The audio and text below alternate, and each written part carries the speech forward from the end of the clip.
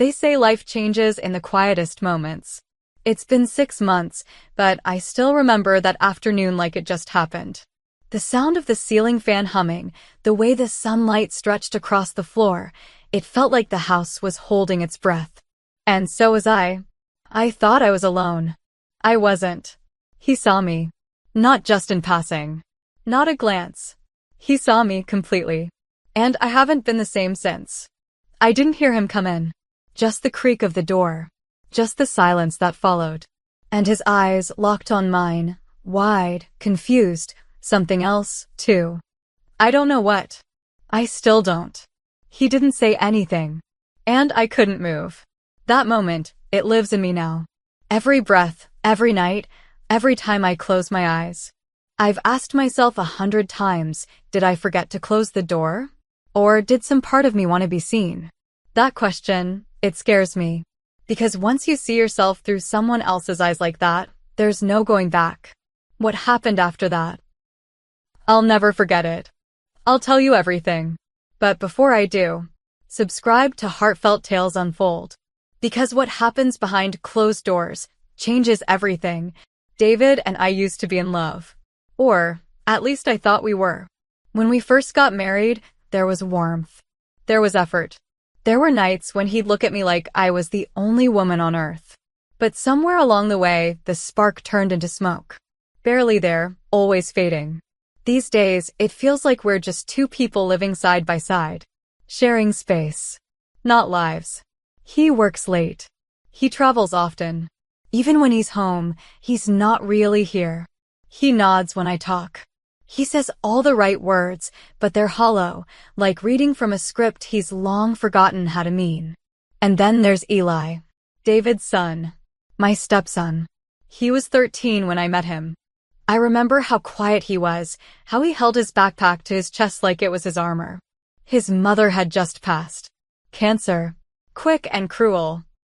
And even back then, he had this heaviness in his eyes, like he'd seen too much for someone his age.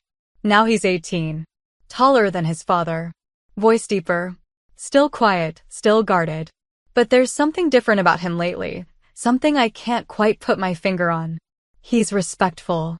Always has been. But sometimes when we talk, his eyes linger. Not in a way that's easy to name. It's not overt, not obvious. It's soft. Almost sad. But also curious. And then there was that one morning. I had just finished getting ready. Nothing special, just jeans and a loose blouse. I was pouring coffee when he walked into the kitchen. He stopped for a second. Looked at me a little too long. Smiled. And I caught a whiff of something familiar as he passed by. My perfume. Not on him, but around him. Like he'd been near my things. Close enough to carry the scent. I told myself it was nothing. Maybe he leaned against the hallway where I keep the diffuser. Maybe I was imagining it. I had to be imagining it. But once you notice something, you start seeing the pattern. The way he started offering to help me more around the house, in the garden. The way he'd glance up from his phone whenever I walked into the room. The way he laughed at my jokes, even the ones that weren't funny. It wasn't flirtatious. Not exactly. It was softer than that. More confusing. And I didn't push him away. Maybe I should have. But when someone looks at you like you matter, really matter, after months, years of feeling invisible, it does something to you. It wakes up a part of you that's been asleep for so long, you forgot it was even there. Our house is quiet. Too quiet. Dinner is usually 3 plates on the table and only 2 of us sitting there. David's always in the office or on a call or just finishing up one last thing. Eli and I share most meals alone now. We talk about little things, school, movies, what's on the news, but underneath it all, there's this tension. Not loud. Not aggressive. Just steady. Constant. Like a low hum in the background of everything. Sometimes we run out of things to say, and we just sit in the silence. But even then, I can feel it. His eyes on me. Not always directly. Sometimes it's just a glance. But I feel it. And the worst part? A part of me wants him to look. I haven't told anyone that. Not a soul. But I feel it in my chest, in my stomach, in the way my breath catches when he walks into the room. I tell myself I'm just lonely. That this is what happens when you go too long without being seen, touched, wanted. But then I ask myself, why him? Why Eli? And I don't have an answer I'm proud of. All I know is this: something shifted the day he saw me. Something cracked open. And ever since, I haven't been able to close it. It was raining that day. One of those thick, heavy storms that makes the whole world feel smaller. The kind of rain that hushes everything else, muffling the sounds of life outside the windows. David was out of town, again. Some conference or client dinner, I can't even remember now. He barely said goodbye when he left that morning, just a peck on the cheek, a rushed, "Take care," as he grabbed his laptop bag and disappeared through the front door. I didn't expect anyone else home. Eli usually went out with friends on Saturdays or holed up in his room with his headphones on, lost in his own world. The house was quiet, still, and I felt hollow. I had done the laundry, tidied up the kitchen, poured myself a glass of wine a little earlier than I should have. And then I just stood there, staring out the window, watching the rain slide down the glass in slow, lazy streaks. The ache inside me wasn't sharp. It was dull. A slow, creeping emptiness. Like something I couldn't name was missing, and had been missing for a long, long time. I went upstairs. Not for any particular reason. I just needed space. Needed to feel something. I closed the bedroom door behind me, or thought I did. I remember the soft click, but maybe it didn't latch. Maybe I was careless. Or maybe I wanted to believe I was alone so badly, I ignored what I knew deep down. I sat on the edge of the bed for a long time. Just breathing. Staring at the floor. My fingers moved without thinking. My mind wandered. I didn't light candles. I didn't put on music. It wasn't some grand fantasy or sultry escape. It was raw. Quiet. Desperate. I let my hands trace over my skin like they hadn't in years. Not out of lust, but out of longing.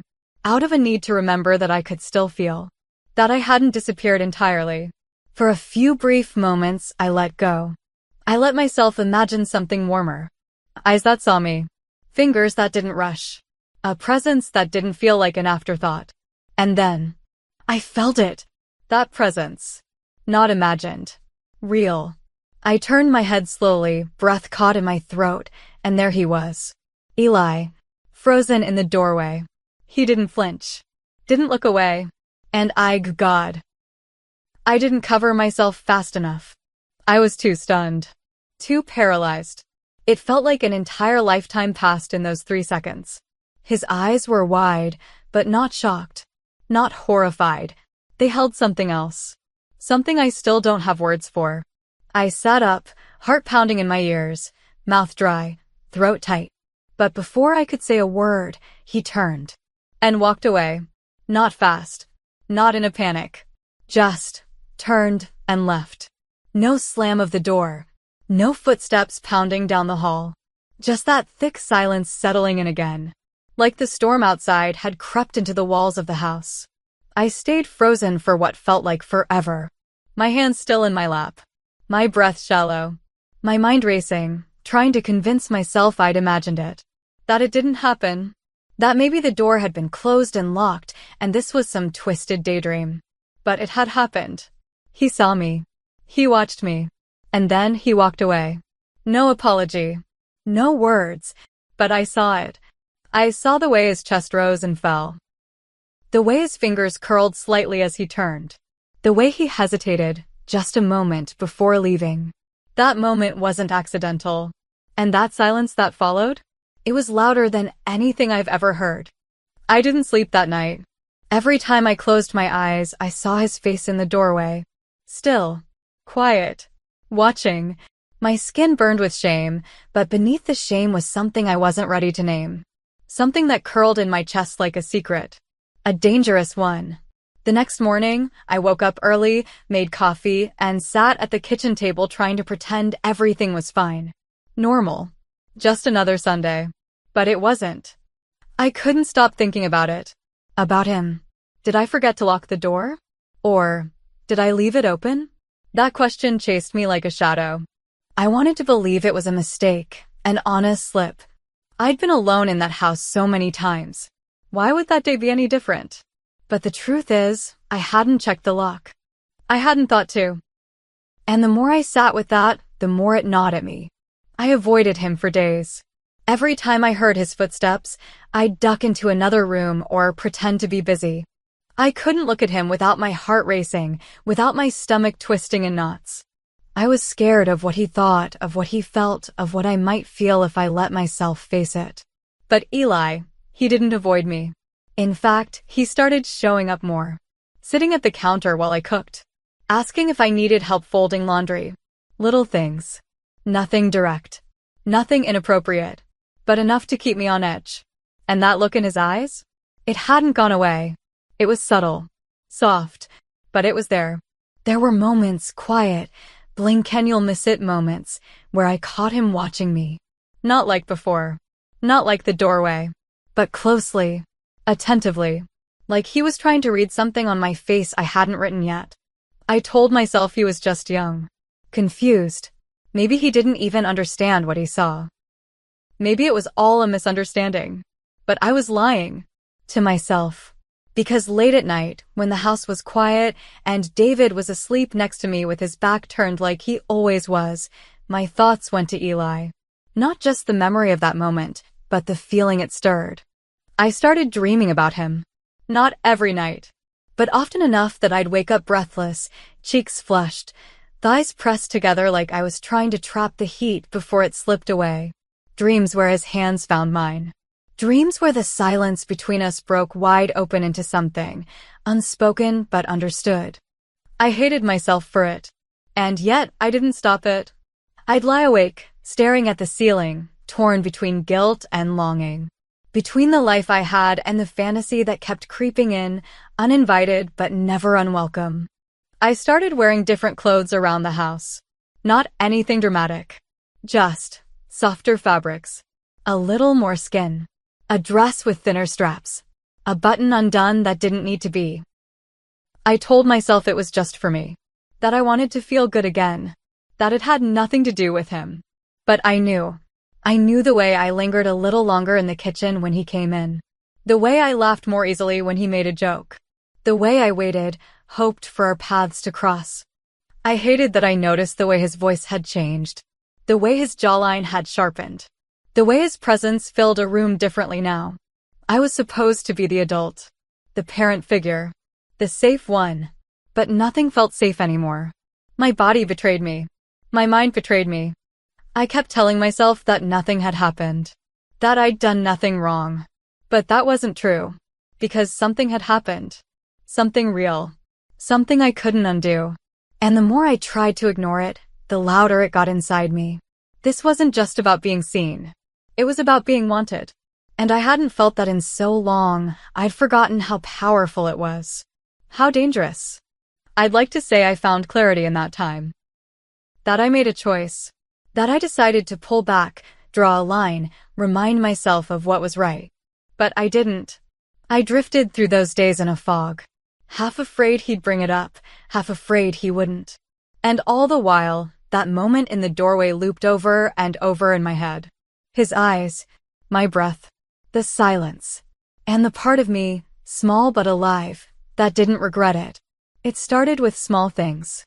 He offered to help more around the house. Innocent enough, at first. Washing dishes, setting the table, chopping vegetables next to me in the kitchen. But there was something different now in the way he moved, the way he stood a little closer than before. Not obvious. Not inappropriate. Just close. Too close. I could feel the heat of him beside me. Could hear the way his breath caught when our arms touched by accident. Or maybe it wasn't an accident. Maybe nothing was anymore. One evening, as I reached across him for the salt, our hands brushed. Just a touch. Skin on skin. But it was like time stopped. We both froze. Not speaking, not breathing. Just staring at each other. I should have laughed it off. Should have stepped away, created distance. But I didn't. I looked at him. And he looked back. Not like a boy. Not like a son. But like a man. Hungry, curious, and waiting. We said nothing. But in that silence, something passed between us. Something wordless. Something that shook me. Later that week, I was gathering laundry. I went into his room, just for a moment. I wasn't snooping. I wasn't looking for anything. I was just grabbing his clothes like I'd done 100 times before. But something caught my eye. His sketchbook. It was lying open on his desk, pages flipped up like the wind, or maybe his hands had left it that way. I don't know why I looked. Maybe I already knew. But there I was, staring down at a pencil drawing. Of me. It wasn't crude or childish. It was soft. Detailed. Beautiful, even. My face tilted in thought. Hair tucked behind one ear. The way I sometimes look when I'm reading in the living room and forget the world is there. He'd captured me. Not as a mother. Not as a step anything. But as a woman. And my stomach twisted. When he came home that evening, I confronted him. I tried to keep my voice even, calm. Asked him what it was. Why he'd drawn it. He didn't deny it. He didn't look ashamed. He looked scared. But not because he was caught, because of what it meant. Because I had seen what he'd tried to keep hidden. I didn't mean anything by it, he said quickly, voice trembling. I was sketching. That's all. But I saw the flush in his cheeks. The way he wouldn't meet my eyes. The way his fingers tightened into fists at his sides. He left the room before I could say anything more. And I stood there, alone, holding the weight of that sketchbook like it might burn a hole through my hands. That night, I couldn't sleep. Again. I lay in the dark, eyes open, heart pounding, mind racing. Every part of me alive and raw in ways I didn't know how to name anymore. Then came the knock. Soft. Hesitant. I knew it was him. I don't know what possessed me to open the door. Maybe I wanted to tell him to stop. Maybe I wanted to ask why. Maybe I just wanted to see his face and remind myself that this was real. He stepped inside. He didn't get too close. He stood by the door, hands in his pockets, eyes on the floor. I'm sorry, he said quietly. I shouldn't have drawn you. I shouldn't have. He stopped. I waited. Then he looked at me. And what he said next, I'll never forget it. I didn't mean to, but I can't forget what I saw. His voice was barely above a whisper, like it hurt to say it out loud. I couldn't breathe. I wanted to scream. I wanted to run. I wanted to cry and yell and tell him to leave, to forget, to erase it all. But instead, I stayed. I stood there, in my nightgown, in the quiet, looking into the eyes of someone who had seen me more clearly than anyone had in years. And I didn't move. Not forward. Not away. Just stayed. Because something in me had already crossed a line. Even if nothing had happened yet, something had changed. And deep down, I knew this wasn't the end. It was only the beginning. The rain had been coming down since early evening. One of those restless storms that never settles. The kind that taps against the windows like it's trying to get in, like it knows something's about to happen. David was gone again. Another late flight. Another business trip. I didn't ask where. I didn't care anymore. I just nodded, kissed his cheek, and watched the door close behind him. I stayed downstairs that night. The house was quiet, but not peaceful. It felt like the air was holding its breath. I was standing at the kitchen sink, staring into nothing, hands wrapped around a warm mug I wasn't even drinking from. The only sound was the rain. Then I heard him. Eli. I didn't turn at first. I knew it was him. I knew the sound of his footsteps, so careful, like he never wanted to disturb the world around him. He stepped into the room and stopped. I could feel his presence behind me. Silence. I waited. Then, softly, he said, I think I should move out. My heart dropped. Just like that. No build-up. No warning. Just those 6 words. I turned around, finally, and looked at him. His eyes were serious. Tired. There was something heavy in them, like he'd been carrying the weight of everything he hadn't said. I can't stay here, he whispered. It's not right. I stepped forward, slowly, not thinking, just feeling. Please don't, I said, my voice shaking. Don't leave. He looked at me like he didn't understand. Or maybe he did, and that's what scared him. We stood there, barely a breath apart. The storm outside growing louder, wilder, like it was echoing what was happening inside me. Then I did something I didn't plan. I reached for him.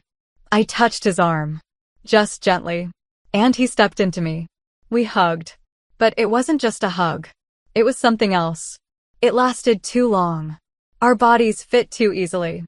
My face pressed against his chest, and I could feel the way his heart raced. I knew I should pull away. I knew it. But I didn't. And when I finally tried, when I shifted to step back, he didn't let go. His hands stayed on my waist. Mine stayed on his chest. And our faces were suddenly, somehow, just inches apart. He looked at me. And I looked at him. Neither of us moved. Neither of us needed to. Because in that suspended second, the line we weren't supposed to cross had already blurred into nothing. Maybe it was just a kiss. Soft. Breathless. A whisper of one. Maybe it was more. I'm not going to say. Not because I'm protecting him, or myself, but because I'm not sure I can explain it. Not with words. Not with rules. Not with labels. All I know is what I felt. And what I felt was alive. In that moment, nothing else existed. Not guilt. Not marriage. Not right or wrong or what the world would say if they knew. Just heat. Silence. And us. We didn't speak after. We didn't need to. He left the kitchen without a word. And I stayed, standing there in the dark, heart-pounding, skin-tingling, mind a mess. Something had happened. Something real. And there was no undoing it. After that night, the silence came back. But it wasn't the same as before. It was thicker now. Sharper. Like glass between us, see-through but dangerous to touch. Eli and I stopped speaking. We didn't have to say it out loud. We both knew we'd crossed something we couldn't uncross. Whatever boundary we pretended existed had vanished the moment we didn't step away. He started avoiding me. Didn't come to the kitchen when I cooked. Didn't sit at the table when dinner was ready. Some nights he skipped meals altogether. I'd hear the door to his room shut, quiet and final. And me? I became a ghost in my own home. I moved through the rooms like I was walking underwater, slower, heavier, unsure if I was floating or drowning. I forgot to answer emails. Burned toast more than once. Left laundry in the machine until it smelled of mildew. My hands were busy, but my mind was somewhere else entirely. David came home a few days later. The moment he stepped in, I could feel his eyes on me. Studying me. Not in the way a husband studies his wife out of affection, but in that distant way you look at a picture you know is crooked, but can't quite figure out why. He hugged me like always. Light, perfunctory, absent. But something in his expression lingered. A hesitation. A question he hadn't figured out how to ask. I told him I was just tired. Long week. Didn't feel like myself. And that part was true. I didn't feel like myself. Because I wasn't. I was something else now. Something split down the middle. Something I didn't recognize. One evening, I was upstairs folding towels when I heard David call my name from Eli's room. My heart stopped. I walked in, keeping my breath steady, forcing calm into my voice. He held up the sketchbook. That sketchbook. The one I should have hidden, destroyed, anything. He flipped it open, held the page up. My face. His shading. His detail. Every stroke familiar. Did Eli draw this? He asked, a little confused, but not yet suspicious. My mouth opened before I even thought. No, I said. It's mine. He blinked. You. Yeah. I used to sketch. Just felt like trying again. The lie came out smooth. Easy. Too easy. He stared at the page again. Nodded slowly. It's really good, he said. Didn't know you had that kind of talent. I smiled. Small. Hollow. He left the room, still holding the book, flipping through the pages. And I stood there, heart hammering against my ribs, the walls around me closing in. I looked into my husband's eyes, and I lied. Just like that. Clean. Straight-faced. Without a tremble. And that was the moment it hit me. Not what I'd done with Eli. Not what I'd allowed. Not even the fact that I couldn't stop thinking about it. But this. The lie. The ease of it. For the first time. I realized I'd become someone I never wanted to be. Some nights, I lie awake staring at the ceiling, and I ask myself the same question over and over again. What have I done? And the truth is, I still don't know how to answer it. Because, yes, I miss that moment with Eli. God help me, I miss it. The electricity of it. The way the world fell away. The way, just for a second, I felt seen, truly, completely seen. It wasn't just about the physical. It was something deeper, something I hadn't felt in years. A sense of being alive in my own skin again. Of being more than a wife, more than a placeholder in someone else's routine. But at the same time, I feel sick when I think about it. Not just guilt. Something heavier. A weight that sits in my stomach and won't move. Like I've betrayed something sacred, not just my marriage, but my own sense of self. My own values. The woman I thought I was. The woman I used to be would have walked away. She would have drawn a clear line. She would have never entertained that moment, never leaned in, never lingered in the silence, never stayed. But that woman feels like a stranger now. And what scares me most is that I don't even know when she left. Sometimes I wonder if my marriage ever really fulfilled me. Or if I just convinced myself it did because it was easier than being alone. David was safe. He offered stability, structure. A house, a name. But not warmth. Not presence. Not passion. That faded so early, and I pretended I didn't notice. But I did. I noticed every birthday he forgot. Every night he stayed late. Every time I reached out, and he turned over in bed without touching me. So when Eli looked at me like I mattered, like I was a woman worth noticing, it cracked something open. And once that happened, there was no sealing it back shut. Eli left the house a few days after David found the sketch. Said he was staying with friends for a while, that he needed space. He didn't say much. Didn't look me in the eye when he packed his bag. I didn't try to stop him. I couldn't. There was too much unsaid between us. Too many stolen glances, half-buried thoughts, moments that we both wanted to believe didn't mean what they meant. After he left, the house felt even quieter than before. But not the peaceful kind of quiet. The kind that rings in your ears, like punishment. Like it's reminding you of everything you've lost and everything you never had. David asked if something was wrong. I told him I felt off. That I needed space. Time. A little distance from everything. I used vague words, soft ones, nothing that would set off alarms. Just enough to explain the way I'd been drifting, even if I didn't really know where I was drifting to. He nodded. He always nods. He didn't fight me on it. And that might have hurt most of all. No anger. No suspicion. Just detachment. Like he expected it. Like maybe part of him had been waiting for me to admit that something inside me had changed. And it has. I've changed. But I don't know into what. I keep hoping that space will clear my head. That time will make me forget. That Eli will fade back into being just my stepson. Just a boy in the hallway. Just a memory I can place neatly into a box and never open again. But it's not working. The dreams haven't stopped. And the worst part? I don't think I want them to.